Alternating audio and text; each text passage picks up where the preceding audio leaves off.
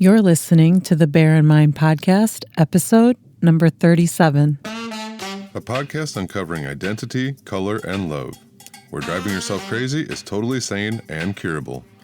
Now your host, T. Bias. Do you consider yourself a lazy person? Now, some of us don't, because when we think of a lazy person, we think of somebody sitting on the couch eating potato chips and watching endless amount of TV. And when you ask the question about your worth ethic, do you have a good work ethic? How do you answer that question?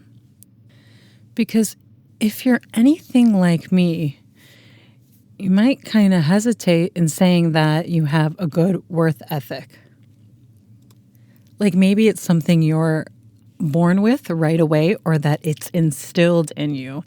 And I remember some of my friends saying that they wanted to do this for their children. They wanted to instill in them a good worth ethic. And a curious thing happened to me in the last year. I actually discovered what work ethic means and how to have one. And understanding this about myself helped alleviate a lot of negative thoughts I had about myself, about being lazy, not working hard enough.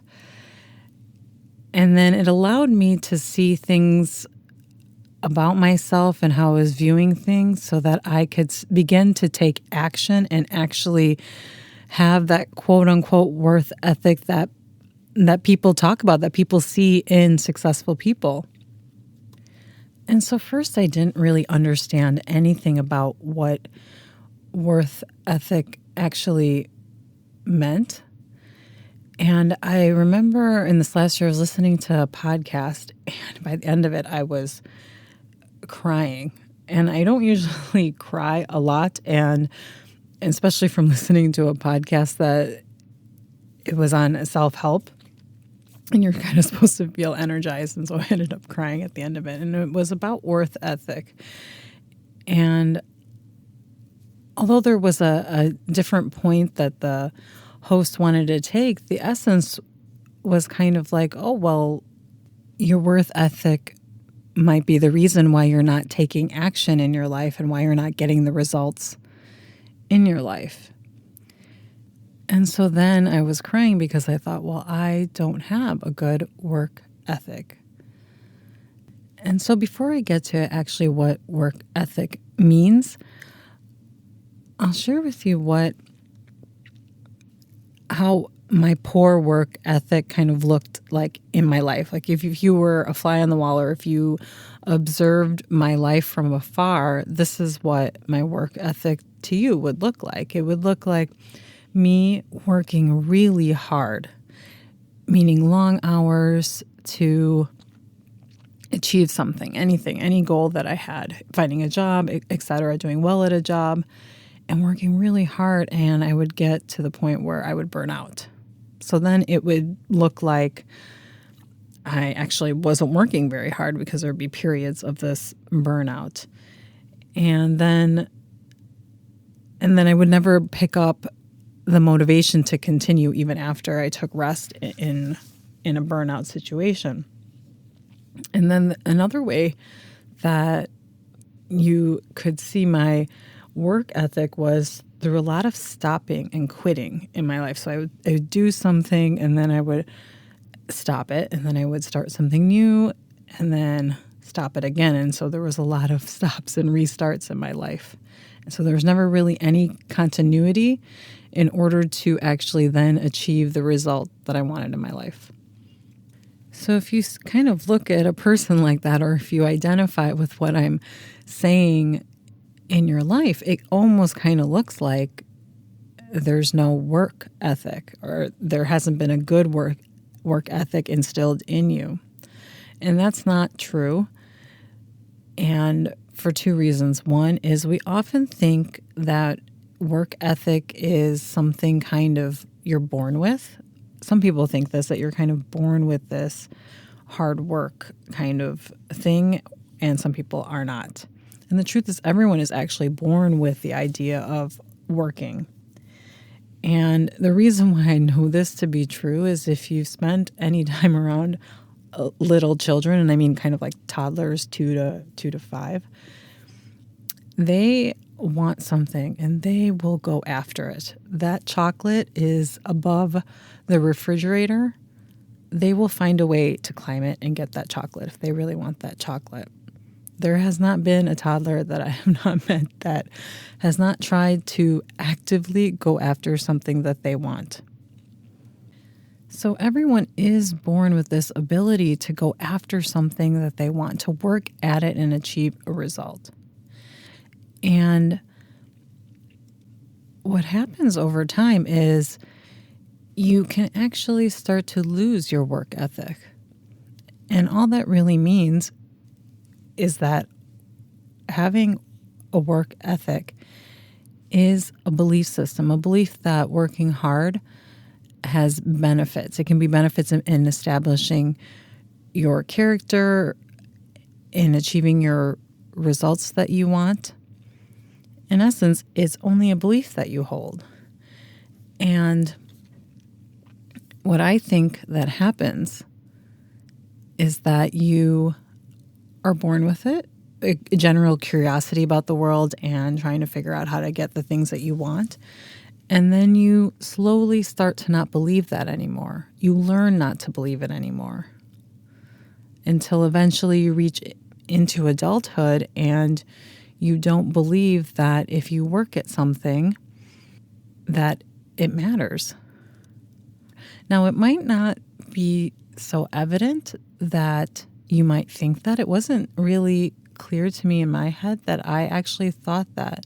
And the more and more I dug deeper is that there was this background belief system that whatever work I actually did wouldn't matter. I won't actually get that result if I continue to work, or if I continue down this path, I won't be happy. Or there were just all these things, reasons that doing any sort of work to achieve any sort of goal that I genuinely wanted, it really didn't matter. Because in the end, it wasn't going to yield anything. So I looked at working hard as something that really didn't benefit me. And in this last year, I put together how that belief system in me, how I lost it, and how I chose to actually let it go. It was a decision I made into adulthood. Now, it was unconsciously, of course, I didn't realize it. And there are things that happen during your childhood that might influence the unlearning process of your work ethic. And I came across this in a book on discipline for young children, so toddlers, preschoolers. And they broke down different kind of disciplinary methods, like the common ones that you see and that parents are taught, and they broke them down and why they don't necessarily work, and to consider another approach to disciplining young children. And when I came to one method, it was a method that was used by my parents, particularly my mother. And I don't blame my mother. I love my mother. And we learn things and we do the best that we can with the knowledge that we have. And a lot of the disciplinary methods the older disciplinary methods that were out there were based on negative and positive reinforcement. Now, we've also heard this also in the workplace. When you get evaluated, they often use negative and positive reinforcement. So it's actually nothing that's only just for children. Is also, we use it today in trying to manage people in the workplace. So this is how negative and positive reinforcement work with children. So for good behavior, they're often rewarded and they'll get something. Maybe they'll get praise, maybe they'll get a sticker, or maybe their parents will buy them something for behaving the way the parents want their child to behave. And then if the behavior doesn't meet expectations, the child is then punished. So a removal of possessions or privileges or activities. And it sounds really good. Like when you read kind of these disciplinary methods, it sounds really logical because we think it's a natural consequence, when in fact it actually isn't technically a natural consequence of poor behavior. And so when I look at my childhood in relation to what I was reading, my mother used a lot of negative reinforcement. She used a lot of punishment tactics. My possessions were thrown out. If I behaved really badly, she didn't speak to me for 2 weeks. And so there was a lot of punishment if I never met expectations. And this could even be if I didn't achieve a certain grade. And the belief system is that this works. It helps to, because I asked her later on in my life, why did you do this? And her answer was, it was in order to motivate you. And what research has found is that it actually teaches a child not to care. Because if you take away their possessions and their privileges and you punish them, it slowly reinforces the fact that why should I even care about my stuff? Why should I even bother to do anything? Because it's just going to be taken away.